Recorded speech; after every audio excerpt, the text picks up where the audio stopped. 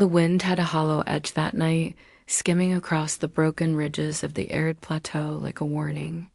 Dust swirled along the jagged paths between the weathered fences and the skeletal remains of old barns. Silas Traynor, the rancher, moved slowly through the twilight, his boots pressing into the loose soil with a rhythmic crunch. He had lived on this isolated stretch of land for almost 3 decades, carving a life from a place where most would see only desolation. The land demanded vigilance. It was as much a partner in survival as it was an adversary. He carried an old bolt-action rifle, its barrel worn smooth by constant polishing, and a makeshift tactical belt laden with survival gear ration pouches, a compact comm transmitter, a few MP grenades scavenged from long-abandoned defense caches. He noticed it first as a shadow against the crimson wash of sunset, an odd silhouette framed by the skeletal limbs of a mesquite tree atop a ridge. As he drew closer, his stomach clenched in instinctive alarm. A young girl, maybe no more than 12, hung from the tree, bound by a crude rope that had cut shallow furrows into her wrists. Her dark hair clung to her cheeks, streaked with dust and blood. Around her neck swung a small, splintered sign, etched with desperate precision, "White man don't forgive." Silas cursed under his breath, the words slicing through him with their raw, unmediated threat. He knew the history behind them, the long lineage of conflict and betrayal, but that knowledge did not soften the urgency. He dropped to a crouch, scanning the perimeter with the practiced eye of someone who had spent decades navigating both the land and its hidden dangers. The plateau was silent, but silence in a place like this was a signal, not comfort. He couldn't see anyone immediately, no figures skulking in the shadows. No flicker of movement, but the smell of charred metal and ozone prickled his nostrils, a telltale sign of remote surveillance tech. Somewhere close, a small drone hummed, tucked behind the twisted remains of an old windmill, its optics trained on him. The realization hit hard. She had been left here deliberately, a message wrapped in terror. The ranch, for all its isolation, had long been a crossroads for clandestine operations, smugglers, opportunists, and factions testing old territories. Whoever had left her was counting on his reaction. Silas exhaled slowly, forcing calm into his veins. Panic would only betray him. He shifted, weight low, eyes flicking to the surrounding ridges where rocks jutted like broken teeth. The first step was reconnaissance, not rescue. He needed to understand who had left her, what their leverage might be, and whether extraction was feasible without triggering a trap. The girl's shallow, uneven breaths gave him a grim timeline. She wouldn't survive long if he didn't act swiftly. He activated his comm unit, a battered piece of tech that still had some utility despite its age. The signal pinged weakly, but enough for a quick link to Cassandra Vey, the field analyst assigned remotely to track unusual sensor activity in the sector. "Cassandra," he whispered, keeping his tone low, "I've got a kid hanging from a tree. Sign reads, 'White man don't forgive.' Need eyes on the perimeter now." Static filled the line before her voice responded, tight and precise. "Copy that, Silas. I'm locking onto sensor ghosts in the area. Looks like a low-yield surveillance grid motion, heat, acoustic. No high-power transmitters, which suggests either stealth insertion or a low-resource faction. Can you get a line of sight on the tree without triggering any triggers?" He adjusted his position, crawling through loose soil and dry brush. Every step was calculated. The soft crunch of rocks against his boots could betray him, but he had anticipated the terrain. Lines almost clean. Sensors are scattered but predictable. There's a ridge to the west. I can get overhead cover and scope the perimeter. From the ridge, he scanned. The land stretched in rough tessellations of sun-baked earth, jagged outcroppings, and dried creek beds. Shadowed hollows harbored potential ambush points, but nothing moved, at least nothing overtly. His eyes caught a glint of reflective metal on a nearby boulder. He tapped it with his rifle stock, a small, automated tracking node, probably camouflaged with optical dampening.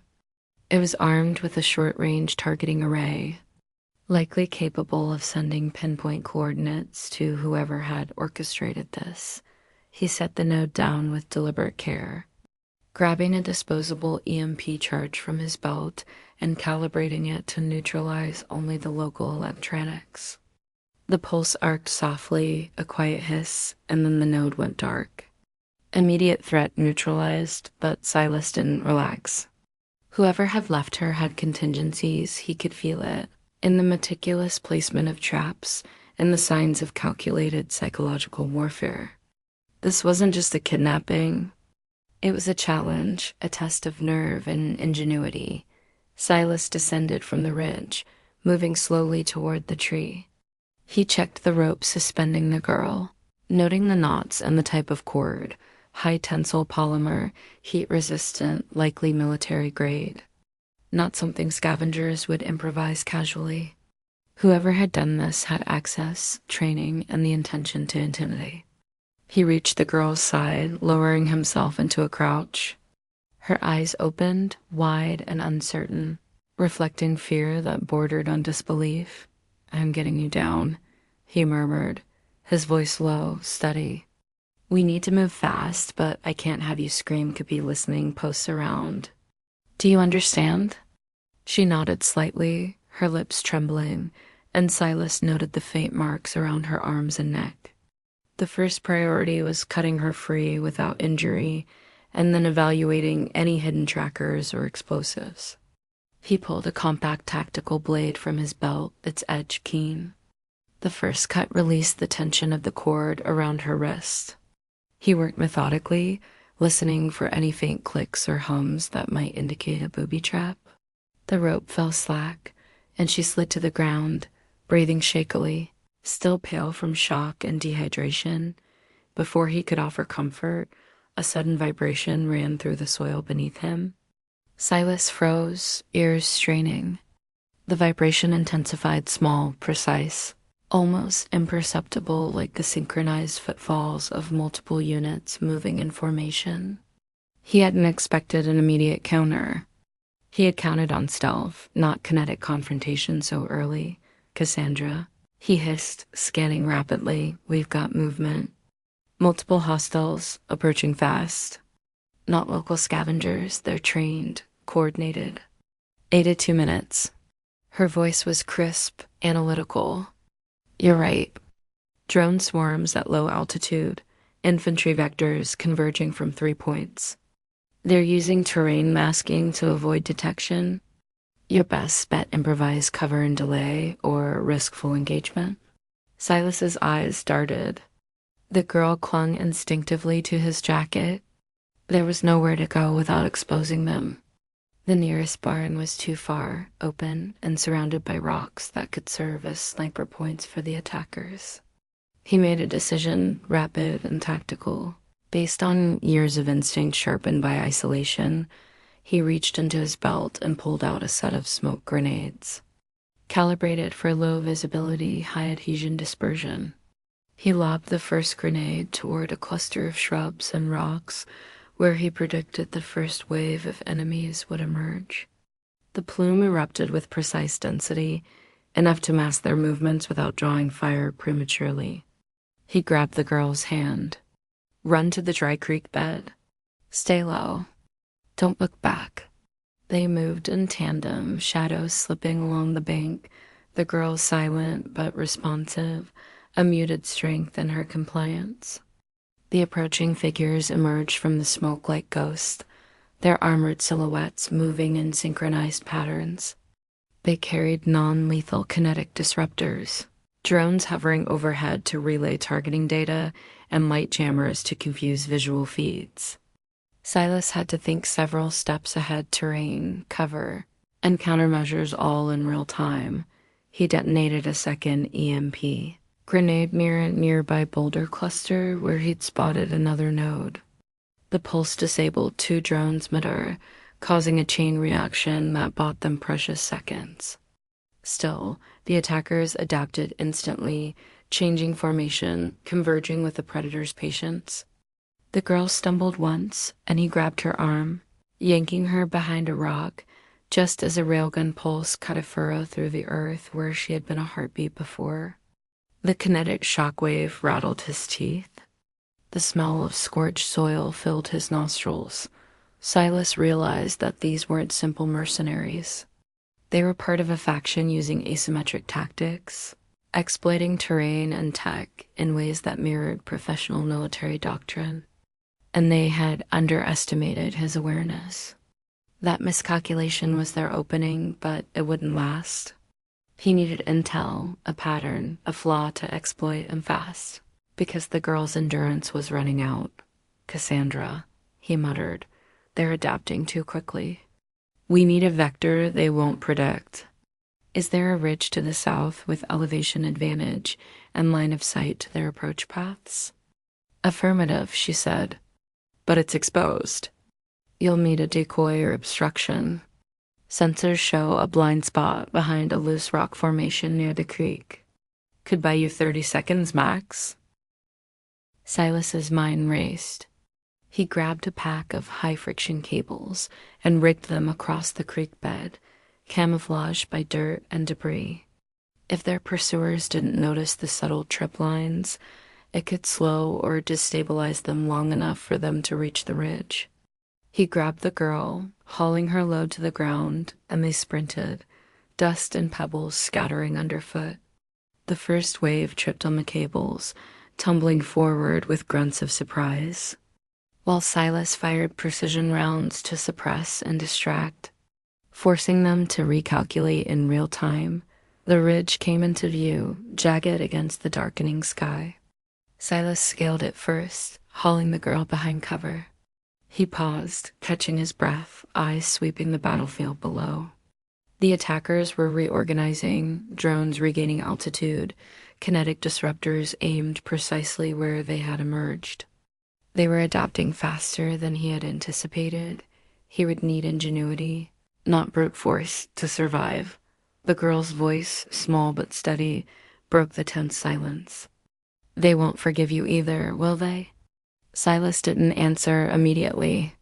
His jaw tightened. Forgiveness wasn't his currency. Survival, strategy, and human instinct were. He stared at the approaching figures, calculating, improvising. This was no longer a rescue. It was a battle of minds, endurance, and improvisation under pressure. And the first move had just been made. A sharp crack echoed across the plateau, the first of the next wave. And Silas knew with cold clarity that their night was only beginning.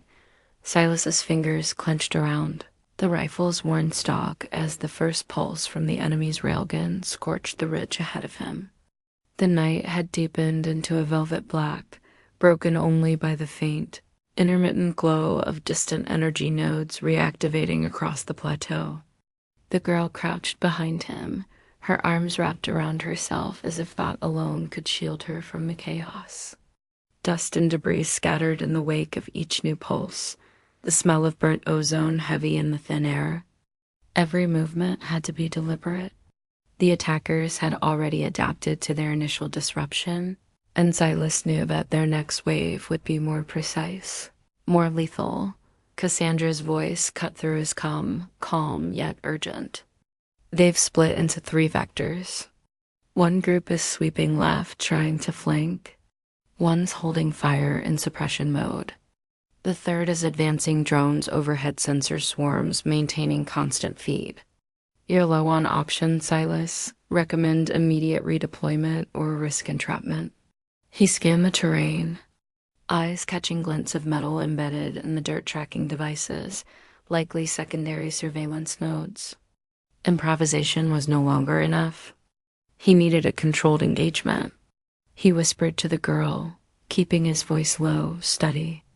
We're moving. On my count, we go through the ravine to the east.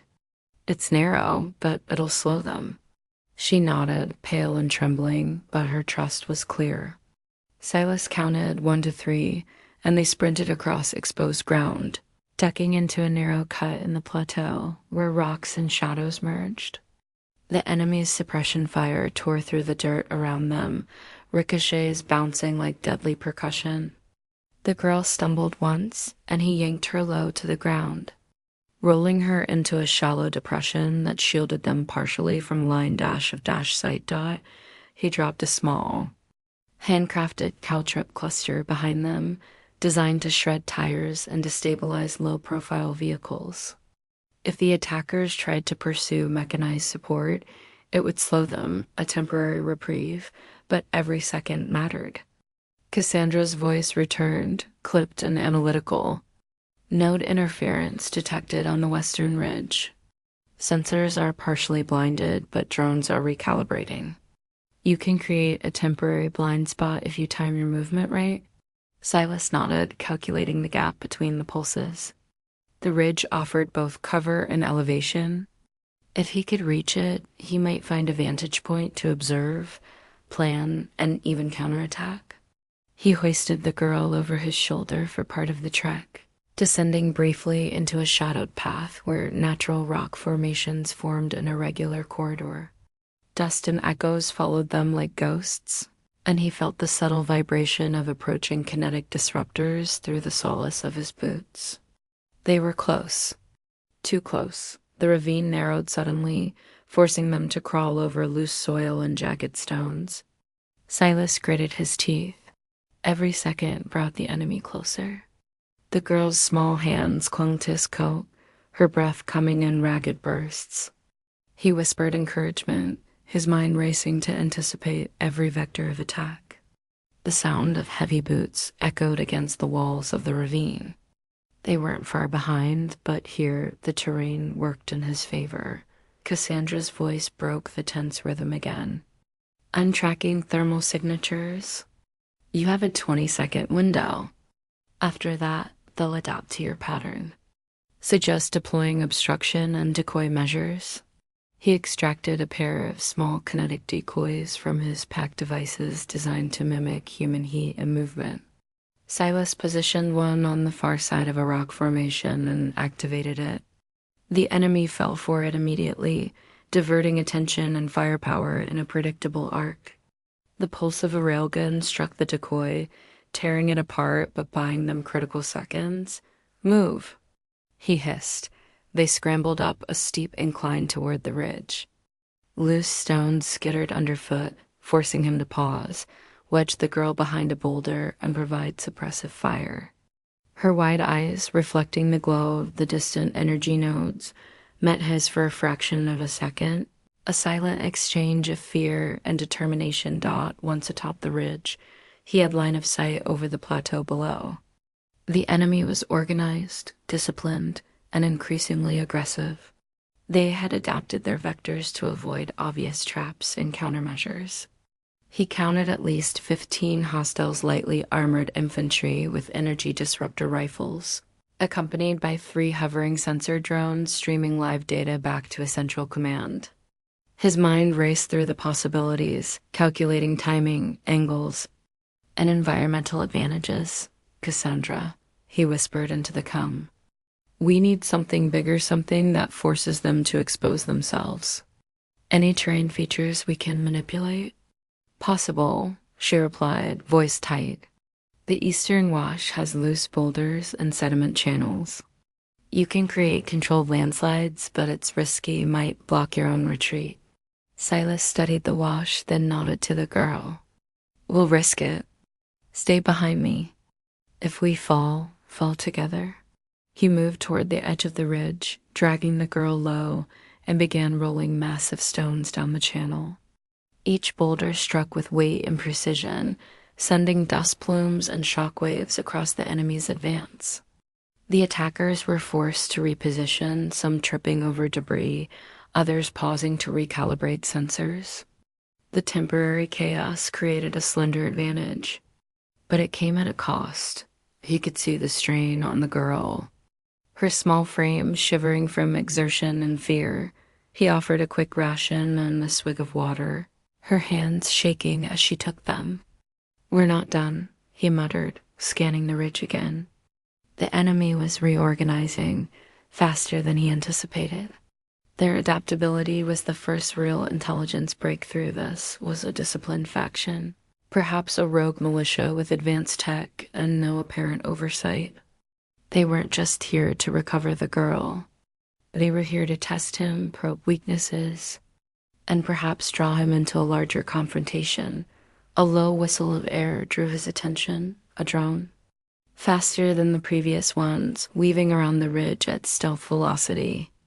Its sensors pulsed faintly, and Silas realized immediately that it was tracking heat signatures, predictive movement algorithms running in real time. He signaled the girl to flatten against the ground, then engaged his micro-MP emitter. The pulse disabled the drone momentarily, but he knew it would reboot if not destroyed completely. He tossed the device over the ridge's edge into a cluster of rocks.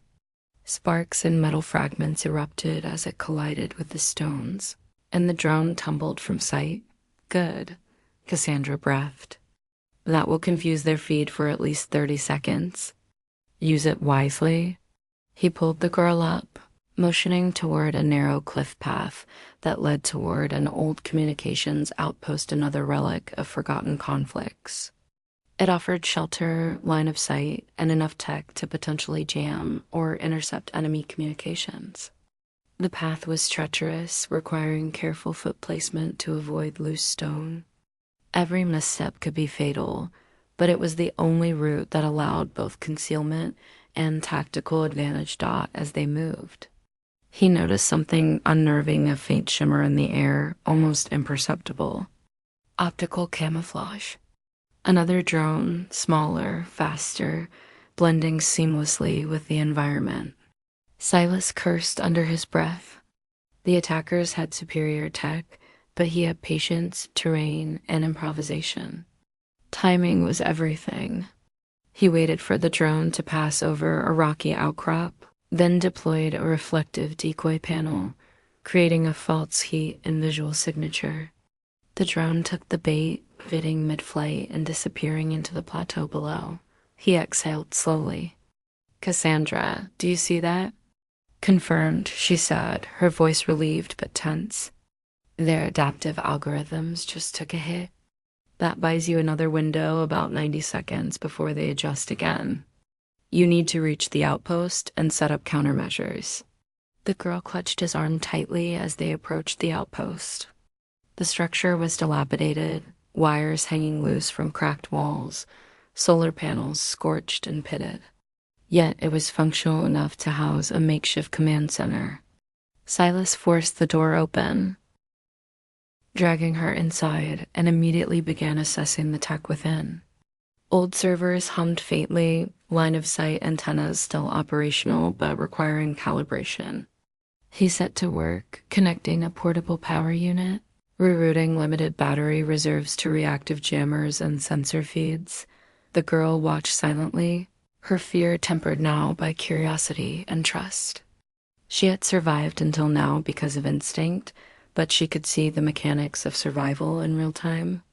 Silas manipulated switches, rerouted power, and activated low-power radar sweeps, creating a semi-autonomous defensive perimeter, but victory was temporary. Outside, the enemy had learned from the initial encounter. They began probing with smaller units, sending in precision stealth drones to map the outpost and track movement. Silas and the girl were shadows within shadows, improvising cover, staying low, and using the environment to mask their presence. Minutes stretched into hours. Every heartbeat measured, every movement calculated. Then a sudden flare of energy burst from the eastern wash, a controlled detonation set to collapse part of the ridge. Silas instinctively pushed the girl down, shielding her as rocks and dust rained down. The shockwave rattled the outpost walls, dislodging cables and knocking servers offline temporarily. Cassandra's voice cut in, urgent and sharp. They're escalating. That was a test. See how far you'll push. Expect coordinated assault vectors in under 5 minutes. Silas gritted his teeth, eyes scanning the plateau. The attackers weren't just testing. They were preparing a full engagement. His mind raced. Supplies were limited, the girl was exhausted, and the outpost defenses were barely operational. But he had gained knowledge patterns, weaknesses, environmental advantages. They would pay for underestimating him, but the cost would be high, perhaps unbearable. He crouched next to the girl, whispering a plan he barely trusted. "We hold here for now. We can lure them into the wash, into the rocks. Use the terrain to divide them, exhaust their tech, and force them into predictable positions." She nodded, quiet determination in her eyes. For the first time, Silas saw not just fear but will, the same instinct that had carried him through decades of isolation. They were partners now, linked by necessity and resolve. A shadow moved across the broken ridge outside, faint but unmistakable. The first wave of the assault had begun. Silas readied his rifle, checked his remaining EMP grenades, and took a slow, deliberate breath. Every step, every choice from this point forward would be a gamble. The plateau had become a chessboard, the attackers pieces of a calculation he had only begun to understand. And yet, somewhere deep in the tension, in the rhythm of heartbeats and dust, Silas felt a grim surge of confidence. They had survived the first skirmish. They had forced adaptation. They had learned, but survival wasn't enough. Not yet. The enemy had more than skill, they had expectation. And Silas Traynor, isolated rancher, reluctant tactician and guardian of a frightened girl, was about to find out just how high the stakes would climb before dawn. Silas tightened his grip on the rifle, the stock pressing into his shoulder as the first wave of attackers began probing the outpost perimeter with surgical precision. The plateau outside seemed calm from a distance, but every shadow moved with intent.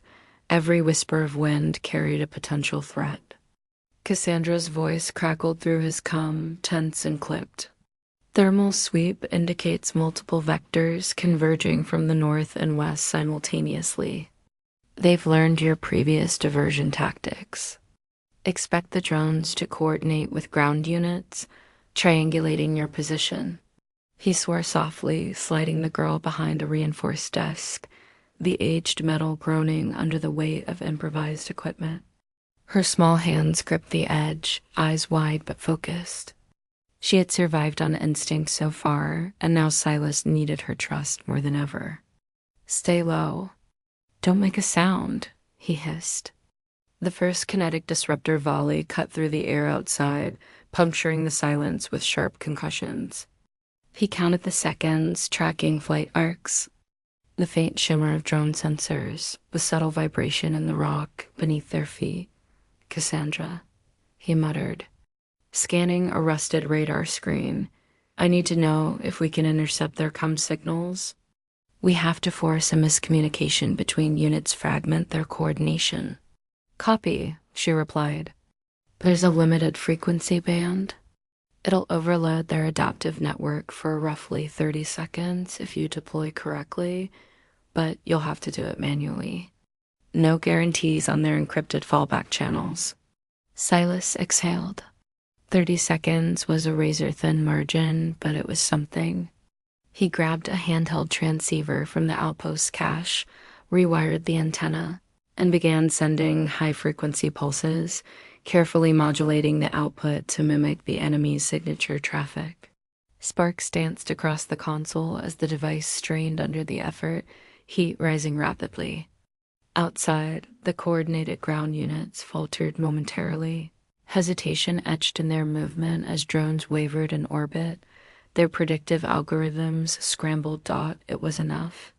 Silas bolted from cover, dragging the girl along a narrow passage toward the south corridor, a less exposed wing of the outpost.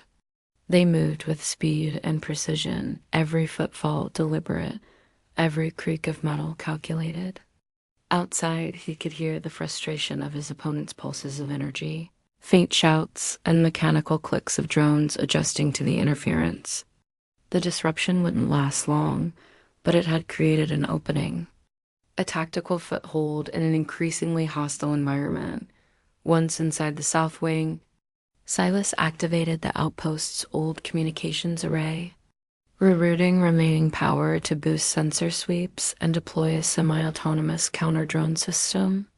Small interceptors whirred to life, their optical and thermal sensors scanning the plateau with a cautious diligence. The attackers outside began to adapt again, splitting into smaller squads, using the terrain's jagged rocks and natural depressions to advance. Silas tracked each movement, marking them mentally, anticipating their strategy. The girl's voice broke through his concentration. "Why are they doing this to me?" Silas paused, lowering his rifle slightly. Her fear was raw, unfiltered, but there was a steel edge beneath it that reminded him why he fought so fiercely. "Because they think fear controls people," he said softly. "But we're not theirs to control. We make the rules here." Her eyes met his for a fleeting moment, a flicker of courage sparking. "Then we'll fight," she whispered. He nodded, a grim smile touching his lips. The first decisive offensive move was forming in his mind. He would lure them into the wash, exploit terrain, and force their tech into predictable patterns. But the enemy had learned adaptation. They wouldn't make mistakes twice. Preparation and timing would be everything. Silas activated the outpost's automated relay system, projecting false signatures toward the northern approach. It was rudimentary, but it forced the enemy to overcommit to perceived threats, thinning their lines. Meanwhile, he and the girl moved through the ventilation shafts, narrow and dusty, offering concealment as well as a high vantage point. From here, he could observe enemy formations and calculate angles for deploying improvised obstacles, rock slides, dust plumes, and electromagnetic pulses designed to disrupt optics and communications. Minutes stretched into an agonizing rhythm. He watched as a squad of attackers climbed the eastern slope, each step measured, each sensor pulse deliberate. Silas calculated distances, kinetic trajectories, and energy dispersal. He prepared small, explosive charges designed to detonate in sequence and mimic a natural rockfall. Timing was crucial. Too early, and the enemy would adjust. Too late, and the sequence could trap them as well. The first charge went off. Rocks tumbled, dust and debris erupting into the air, forcing the squad to halt, recalibrate, and reposition. Silas fired precision rounds from his concealed perch, targeting exposed equipment and forcing minor chaos. The attackers were skilled, disciplined, but now they had to flaw predictable responses under controlled disruption. He noted the pattern, storing it for the next engagement. Cassandra's voice came through again, slightly strained. "They're adapting faster than expected. Reinforcements en route from the south corridor. 8 to 5 minutes. Your window is narrowing. Recommend immediate escalation if you want to maintain tactical advantage." Silas exhaled slowly, keeping his focus razor sharp. He looked down at the girl, now crouched beside him in the shaft, eyes alert but tense. "We have one shot at this," he whispered. "When we move, it has to be precise. Follow my lead, don't hesitate." They dropped from the ventilation shaft, landing quietly behind a cluster of boulders. The enemy's main force had begun converging toward the plateau's central corridor, their approach slow but deliberate. Silas triggered a secondary EMP pulse, targeting exposed drones and small ground units, causing brief confusion. Sparks and static filled the air as several units lost operational capability. Giving him the margin to advance, he led the girl through the jagged terrain, moving like shadows across the rocks, each step measured to avoid detection. Outside, the attackers were now beginning to fragment, some attempting to regroup, others repositioning drones. Silas used this moment to initiate the next phase, targeting the enemy's logistics. Small, concealed explosive devices designed to disable vehicles and supply caches were deployed strategically along likely advance routes. The explosions would force the enemy into predictable choke points where his knowledge of. As they moved, Silas realized the tactical cost was mounting.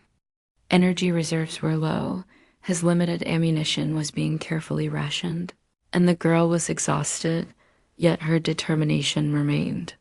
He couldn't allow sentiment to override strategy. Every action had to serve the mission extraction and survival. From a ridge overlooking the plateau, he observed a critical vulnerability. The enemy had centralized their command feed in a small relay cluster near the wash. If disrupted, the coordination between drones, infantry, and support units could collapse momentarily. But approaching it directly was impossible. Sensor coverage and firepower would make any frontal assault suicidal. He needed a diversion, something to draw attention away from the relay while he neutralized it. He turned to the girl. "You see that ridge? We're going to create a distraction there. You stay low, signal when I need help." Her nod was hesitant but resolute. They split briefly, Silas moving toward the relay under the cover of terrain and improvised concealment, while the girl manipulated dust clouds and small rock slides to create movement that suggested human presence. The enemy responded, diverting squads toward her location, their sensors deceived by the illusion of multiple operatives. Silas reached the relay, crouching behind jagged rocks. He examined the structure, compact, fortified, with a heat-dissipating matrix to avoid EMP overloads. His fingers worked quickly, rewiring circuits and integrating a small improvised device designed to overload the system temporarily. Sparks danced, and he felt the heat rise in the panel. Outside, alarms began to sound subtle, electronic, enough to suggest malfunction without overt destruction. The enemy reacted instantly, rushing to the relay. Silas activated his improvised override, creating cascading system failures. The drones faltered mid-flight, infantry units miscommunicated, and sensor sweeps became inconsistent. It was the breakthrough he had been waiting for, but the moment of triumph was brief. From the shadows, a figure emerged, an enemy operative, one of the faction's elite scouts. Silas froze. The scout was armed, trained, moving with precision. There was no room for error. They locked eyes for a fraction of a second, and Silas calculated trajectory, timing, and potential outcomes simultaneously. The scout made the first move, a rapid dash for the relay to counteract Silas's device. Silas reacted with equal speed, discharging a precision shot, but the scout rolled, using terrain cover, and fired back. Sparks and ricochets erupted as rounds struck the relay cluster. Silas realized he had underestimated the enemy's response capability. The scout was not alone. More reinforcements were converging, and their adaptive protocols would neutralize his advantage quickly. He radioed Cassandra urgently. "They've sent an elite operative. I need immediate overwatch or extraction support, no deviations, or we lose everything." Her response was grim. "Support is delayed? You're on your own for now. Maintain position, maximize cover, and buy time. Extraction is compromised." Silas clenched his jaw, eyes scanning the approaching units. The girl's small hand found his arm, steady despite exhaustion. "We can't fail," she whispered. He nodded, the weight of responsibility settling heavily on his shoulders. Every calculation, every risk, every improvisation had led to this juncture. The enemy had adapted, escalated, and now threatened to overwhelm him. But he had learned from their patterns, anticipated their moves, and exploited terrain. This next engagement would test not only his tactical ingenuity, but his capacity to endure under relentless pressure. The scout took another step forward, and Silas realized the first major gambit had succeeded in disrupting the enemy, but the plateau was about to erupt into a full engagement. The stakes had escalated. Failure was no longer an option, and the tactical window was closing.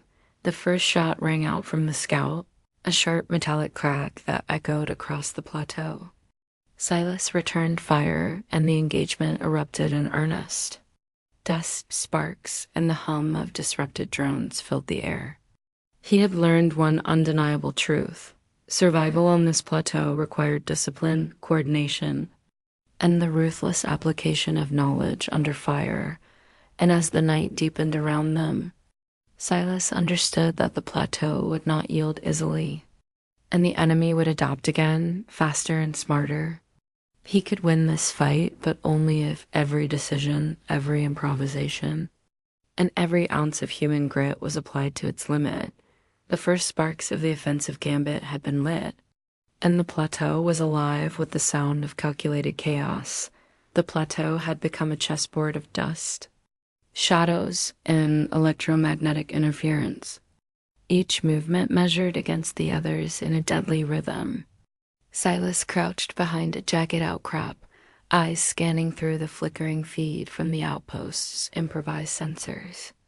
The girl huddled at his side, breathing shallow but steady, her wide eyes reflecting a grim understanding that survival demanded both cunning and courage. The enemy had adapted, learned from his previous gambits, and now approached with a multi-vector offensive designed to overwhelm both mind and body. Every pulse from their drones, every kinetic burst, was calculated to probe for weaknesses, to force mistakes. Silas adjusted his makeshift comm, linking with Cassandra in brief, urgent bursts. Vectors converging at the wash and ridge intersection, he reported.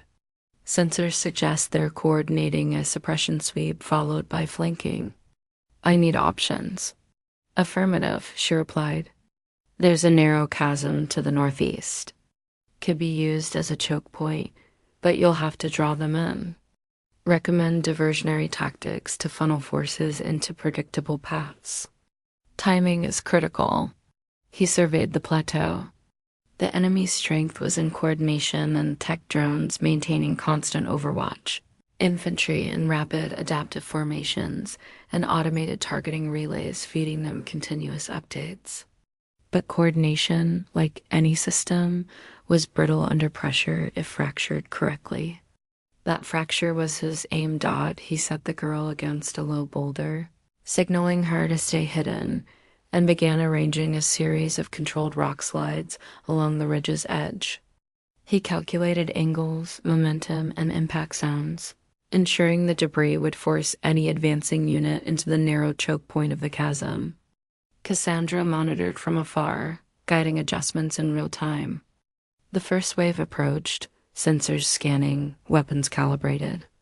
Silas triggered the slides in sequence, dust and stone cascading in arcs. Forcing hesitation and minor chaos, drones whirred overhead, recalibrating to the sudden movement that the gap allowed him to exploit their blind spots. Using a series of micro-EMP pulses, he temporarily disabled sensors of 3 drones, causing them to fall and spasm against the terrain. Enemy infantry paused, miscalculating risk and overcompensating for perceived threats. Silas seized the moment, moving with the girl through narrow depressions and shadowed corridors toward the chasm dot as they advanced. He noticed a change in the enemy's behavior, a subtle tightening of formation, a hesitation in response patterns.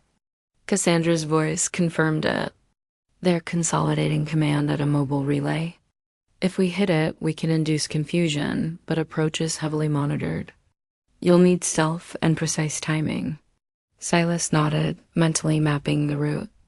Every step required consideration of line of sight, energy exposure, and terrain stability. The girl followed silently, her trust absolute despite fear. They crept through a series of depressions, each one offering cover yet constraining movement. The enemy's presence palpable even when unseen. The mobile relay was a compact unit, designed to withstand low-yield kinetic impact and EMP pulses. Its small, reinforced shell housed both communication arrays and sensor amplification modules. Silas assessed the setup, noting points of vulnerability cables exposed at junctions, heat dissipation ports that could be overloaded, optical relays that could be jammed. He deployed a micro-drone, steering it carefully to scan the device's periphery. It hummed faintly, transmitting real-time feedback. Outside, enemy units adjusted formation, scanning predicted blind spots. Silas recognized the risk. One miscalculation could reveal their position and trigger concentrated fire. He activated a portable interference module designed to create phantom signals, mimicking multiple operators moving through the terrain. The enemy split, some investigating false signatures, others advancing along predictable paths dictated by the projected decoys. The relay's defensive array initiated countermeasures. Small bursts of energy aimed to disable approaching electronics.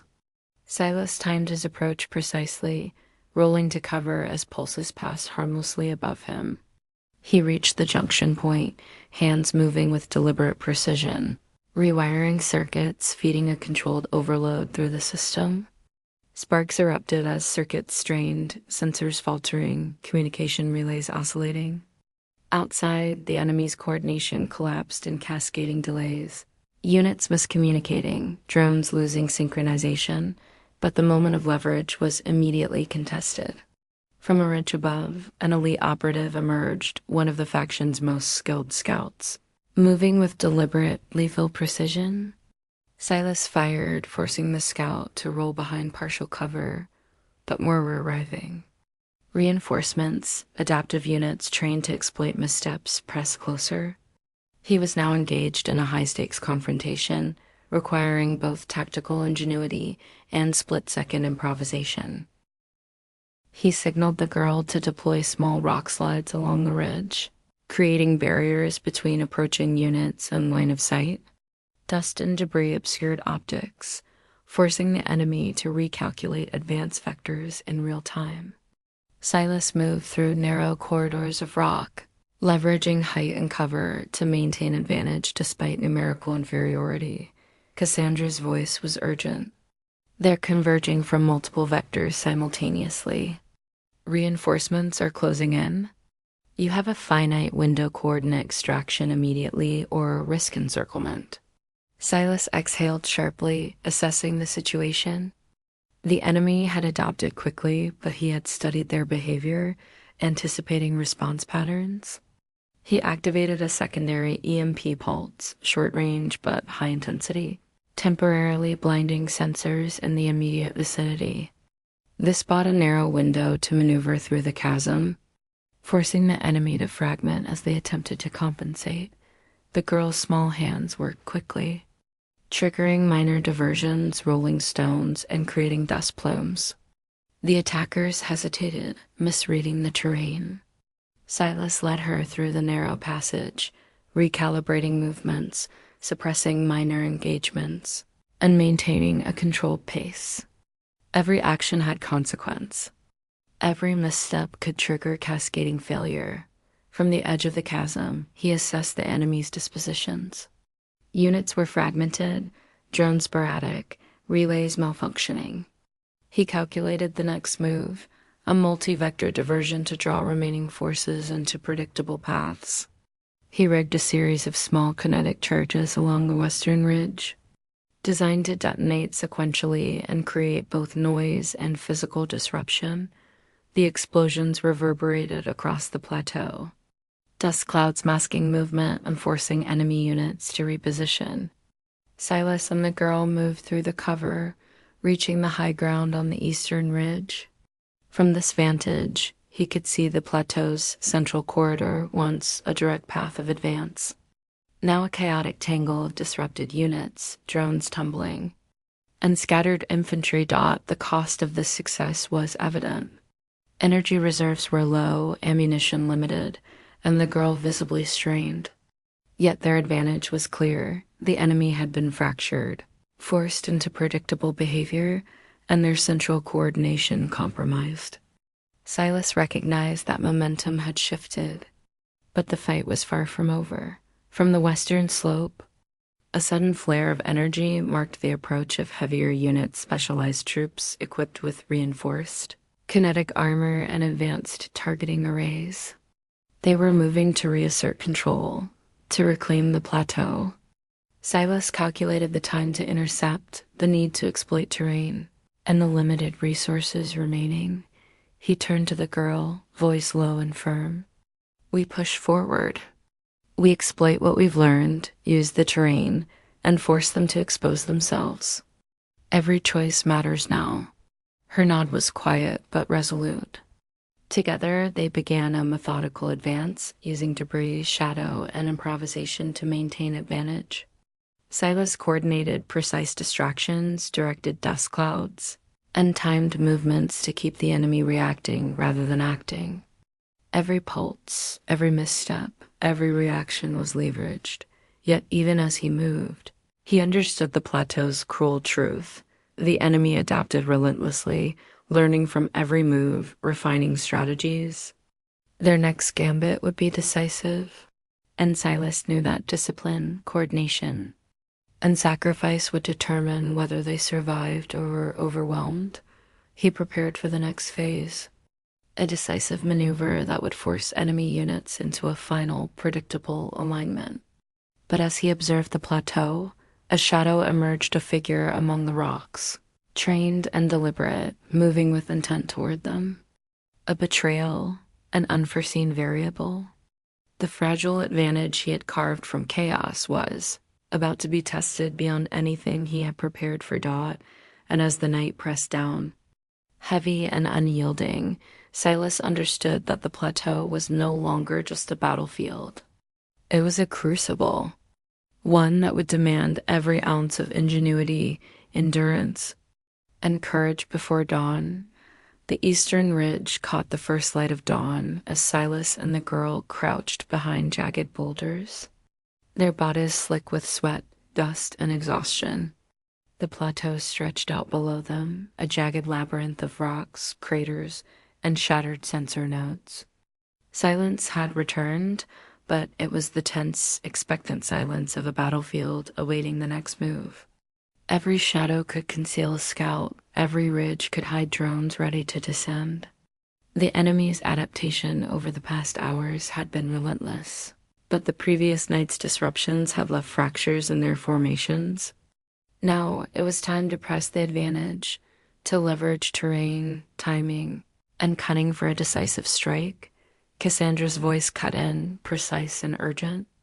Silas, sensors indicate their command relay is relocating to the central wash. Infantry is consolidating for a coordinated assault. You have roughly 90 seconds before they reach overwatch positions. Recommend final gambit to maximize disruption. Silas scanned the plateau. The central wash was narrow, hemmed in by steep slopes and scattered boulders, forcing predictable movement. It would serve as a natural choke point.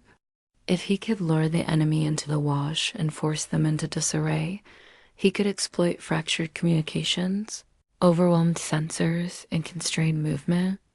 Timing would be everything, and every resource, ammunition, EMP devices. Debris had to be orchestrated with precision. He turned to the girl, who now moved with quiet purpose. Fatigue etched across her small frame, but determination sharpening her actions. We trigger the diversion, he whispered. Follow my lead exactly. One misstep, and it's over. She nodded without hesitation, signaling her resolve. Together, they moved along the ridge's contour, using shadows and debris to mask their approach. The enemy's first scouts appeared at the ridge's base, scanning and recalibrating to Silas's previous tactics. He dropped small kinetic devices, timed to detonate in sequence, sending clouds of dust and rocks into the wash. The effect was immediate. The advancing units faltered, miscalculating positions and breaking formation. EMP pulses followed, briefly disabling drones and sensor nodes. Silas counted the moments, measuring distance, energy, and response dot as the main enemy force advanced into the wash. Silas initiated the second phase.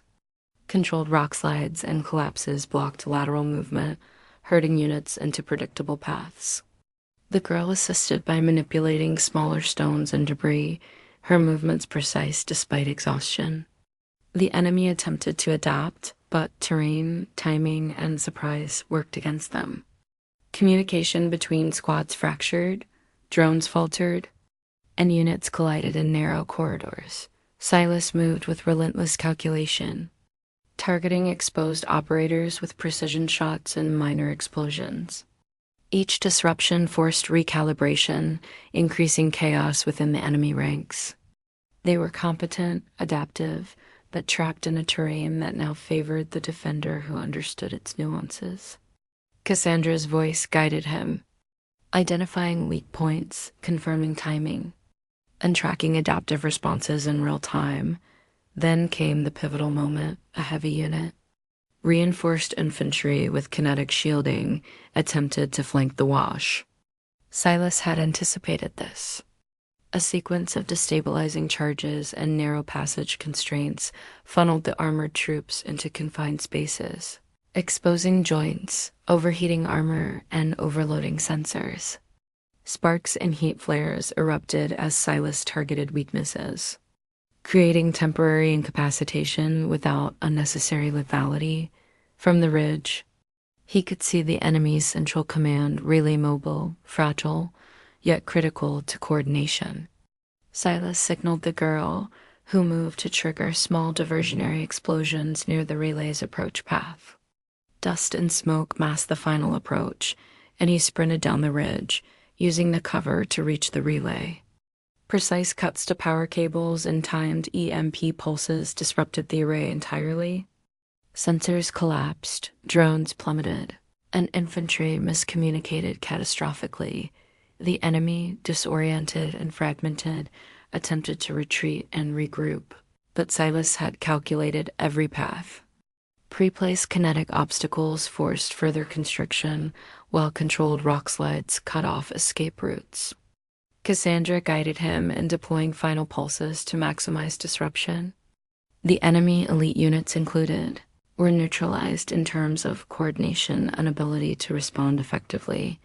Through the chaos, the girl moved beside him, alert and responsive. They had survived not through brute force, but through discipline, strategy, and improvisation. Silas's calculations had accounted for terrain, enemy tech, energy limitations, and human endurance. Every choice mattered, and every risk had been weighed and executed as the sun climbed higher. Illuminating the fractured plateau, Silas allowed himself a moment to breathe. The enemy lay in disarray. Drones disabled, infantry scattered and uncoordinated, and the central command relay neutralized. The tactical victory was complete, yet he was acutely aware of the cost: energy depleted, ammunition low, and the girl exhausted beyond measure. Cassandra's voice, calm but relieved, confirmed the success. Command relay disabled, coordination lost. Enemy force neutralized, temporary but significant. Extraction teams en route. Well executed, Silas. You've created a doctrine for asymmetric terrain-based engagement that will be analyzed extensively. Silas exhaled slowly, finally lowering his rifle. The girl slumped beside him, exhausted but safe. He offered her a ration and a sip of water, which she accepted with a small nod. Silence settled across the plateau once more, this time carrying the weight of hard-earned victory rather than imminent threat. The first rays of sunlight highlighted the fractures in the enemy's formation and the marks of their passage across the terrain. Silas glanced at the girl, her eyes reflecting both fear and newfound determination. "We're not done," he murmured, though relief softened the edge in his voice. "But we made it. We survived, and we've learned. That counts for more than anything." The extraction team arrived moments later, weaving through fractured rocks and dust clouds. Silas and the girl moved cautiously, each step still mindful of hidden threats, though the enemy's immediate presence had dissipated. As they were lifted from the plateau, Silas took one last look at the jagged terrain. Knowing that the lessons of survival, adaptation, and human determination would remain long after the sun had fully risen, the plateau was quiet. But the memory of its challenge, the intelligence gained, and the raw proof of grit and tactical discipline remained indelible. Silas understood that this victory, while tactical, carried broader implications: the importance of improvisation under pressure, the weight of decisions in life and death scenarios, and the enduring necessity of discipline, courage, and calculated risk that, as the wind swept across the plateau, carrying dust and echoes of battle, Silas held the girl's hand. Together they had survived, and in that survival lay the blueprint for the doctrine that would outlast the night, outlast the plateau, and endure far beyond the fleeting chaos of combat.